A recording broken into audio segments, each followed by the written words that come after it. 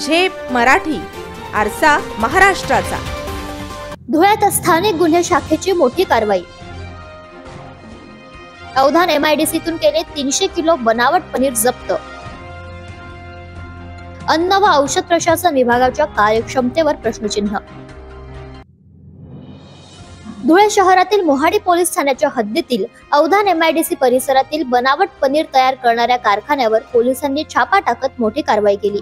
या कारखान्यात मोठ्या प्रमाणावर बनावट पनीर तयार केले जात असल्याची माहिती पोलिसांना मिळाली होती। धुळे स्थानिक गुन्हे शाखेचे पोलीस निरीक्षक श्रीराम पवार यांच्या पथकाने ही कारवाई केली। या कारखान्यातून दररोज सुमारे 2000 किलो पनीर तयार होत असल्याची प्राथमिक माहिती समोर आली आहे। हे पनीर इंदोर आणि मुंबईकडे पाठवले जात असे। तूर्त अन्न औषध विभाग व पशुवैद्यकीय अधिकाऱ्यांनी या ठिकाणी आढळलेल्या पनीर, मिल्क पावडर व केमिकलचे नमुने घेतलेत। मात्र एवढ्या मोठ्या प्रमाणात बनावट पनीर तयार करण्याचा कारखानाच राजरोसपणे सुरू असताना अन्न व औषध प्रशासन विभाग करते तरी काय असा प्रश्न उपस्थित होतोय।